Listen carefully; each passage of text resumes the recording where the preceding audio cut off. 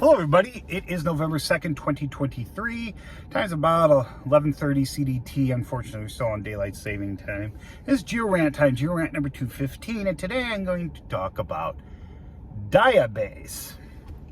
Now, some of you have probably heard this term before, some of you have probably used it, and I'm probably going to annoy some petrologists here if any of them ever watch my video, but, you know, truth is truth, man. You know what I mean? Now, you look up the term diabase definition online and you'll see a bunch of different definitions. You'll see like synonym for dolerite. You'll see another name for basalt. And then they'll go show a picture of a gabbro for some reason. You know, stuff like that. There's really no consensus of a definition, which makes it problematic in and of itself. And I actually did not put this term in my definitions, my Bauman's geology, dictionary, although I probably should have, because it probably would have taken up like 5 pages. But anyway, I digress. But my petrology book here, not online sources, this actual book, page 85, defines, I'm going to read it to you because it doesn't say a diabase is and then runs a definition. It kind of leads into it. All right. So although dikes and sills are not restricted by definition to having a particular attitude, being wide or tipping, whatever, or folded, whatever. So we'll just skip that part. Sorry, I started reading too soon. Also, although dikes and sills can be formed from many different rock types, most thick ones are formed from basaltic magma. Now I'm going to come back to that. Remember, a magma is not an actual rock. It's just when they say basaltic magma, they mean the chemistry is right to make a basalt. Okay? Which crystallizes to a slightly coarser grain size than in lava flows. That's key too. This rock is called a diabase or dolerite in British versions. Now, the problem I have with that term is manyfold, but I'm going to tell you a little story here about this term.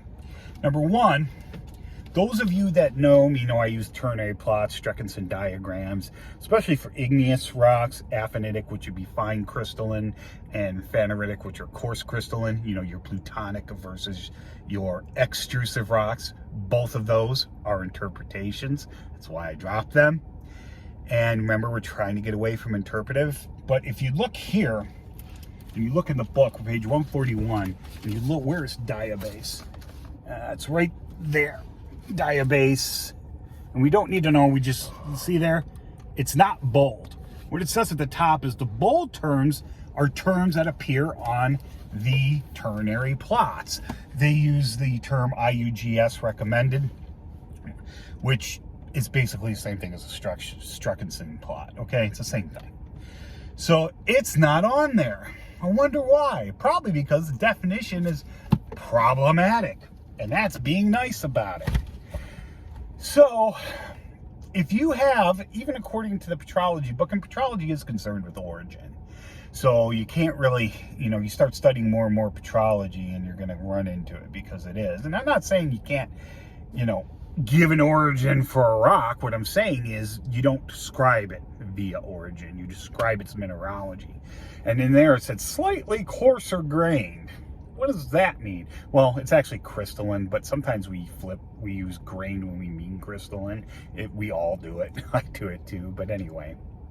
So, coarser crystal, well, what's that mean? Well, we know basalts are aphanitic, fine crystalline. Gabbros are the exact same thing as a basalt, but they're phaneritic or coarser crystalline. And I have drawn lines in my lab book to where these things are. And there is no diabase in there. And like I said, diabase isn't recognized on the ternary plots. And you see this a lot. And I've used it before too. There's a sill, and it's definitely a sill because you can see some of the country rock dipping into it from above the top. At Kama Hill in Ontario. And I have called this thing a diabase. You look at it and you look at the center, it's definitely greenish gray. And you see a bake zone at the top and bottom, but not everywhere. And actually, you will actually see in places, it looks like the sill is lighter in color and the above and below rock country rock is not. And the country rock is a carboniferous siltstone, or not carboniferous, yeah, or carbonaceous, sorry, siltstone with some sand. I believe it's part of the Sibley group, but I forget which formation it actually is right there. I'd have to look it up, and I studied the thing.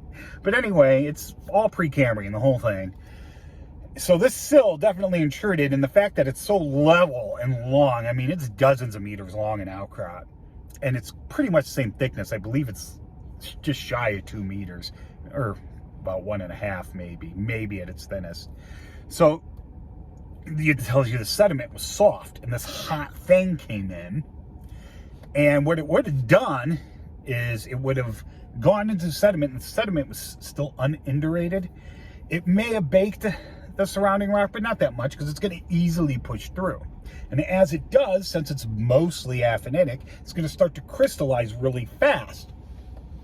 So this thing moves through, and it's going to incorporate, more likely to incorporate, like that part you see dipping down into it, some of the country rock, and it's carbonaceous.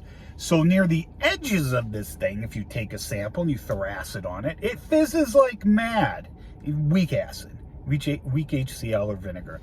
But you take one from the middle and it really doesn't. And this is why we don't do interpretive things anymore. If I just saw those rocks in a box and I knew they were from the same body or similar bodies, I would call probably the greenish grayish part, the main body that doesn't really fizz, I would probably name that something like, you know, I want to say it is a peroxenite. I have to relook at my notes. I did eventually do an analysis on it and came to the conclusion of what it was. But you might, the outside is a carbonanite, because you're looking at it and that's what it is. You know, granted, we have to deal with igneous, metamorphic, and sedimentary. We have to. That's just the way it is. So, you know, you get there and you look at it and you're like, oh, okay, so I've got a carbonanite, an igneous carbonate rock, and this pyroxene. But the reason why that's carbonaceous is because it incorporated some of the host rock. But you won't know that from looking at a rock in a box.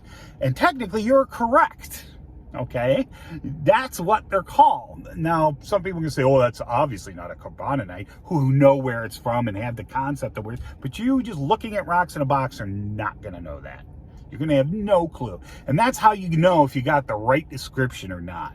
Okay, if you could identify what you're calling the rock, if it was a rock in a box with no origin on it, running basic petrographic techniques, then you know you got the right name. Okay, if you are inferring origins, you know you're not. Just like the whole felsite rhyolite thing. No one calls a rhyolite in a box a felsite. We call it a rhyolite. Whether it blew up on the surface or hardened underground, no one cares. There are some people that can. They get mad when I say this, but they're going to have to deal with it, because, you know, we're moving on from interpretive descriptions. We have been since the 70s, and it really kicked off in the 90s. That's why we say diamictin or diamictite now.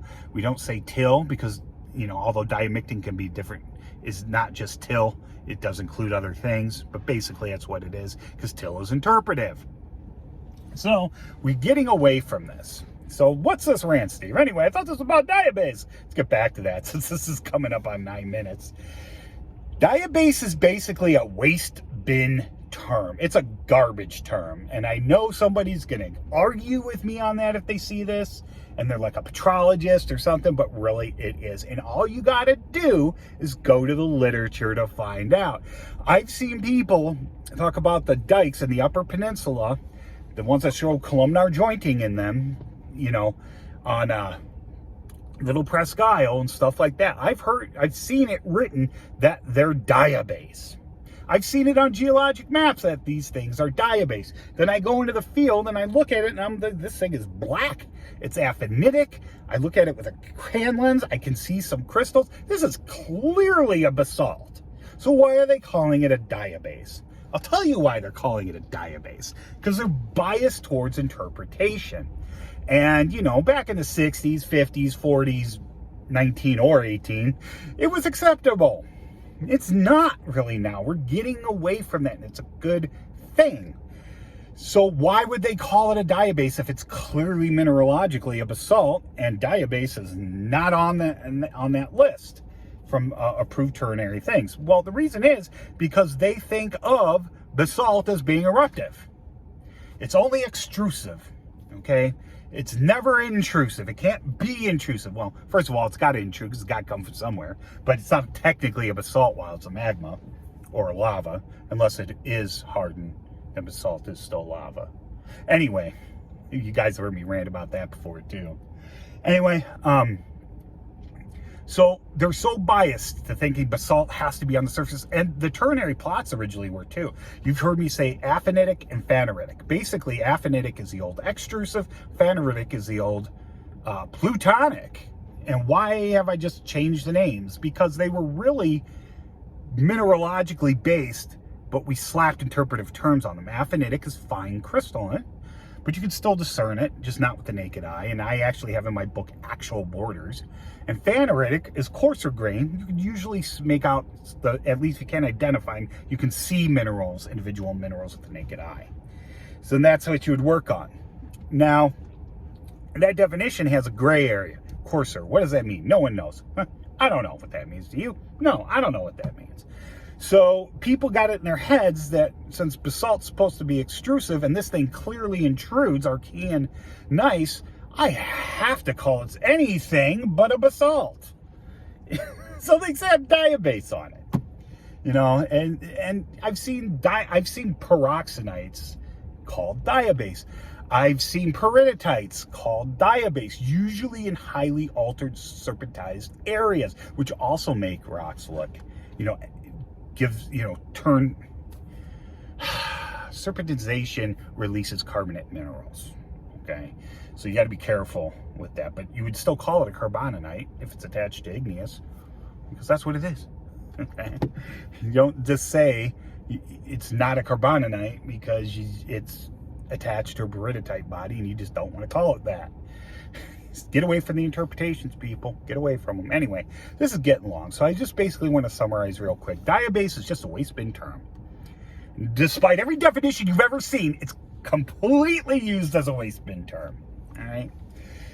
So you'll never see an extrusive lava flow called a diabase. Well, I may end up eating that, but I've never seen it. Anyway, if you guys can, go look at my some of my merch, whatever it is, call it. Anyway, take a look at that. That's not all I have. You can click on my store too and, you know, see more things. Anyway, that's it. If you have any questions or comments, leave them below, and I hope you learned something.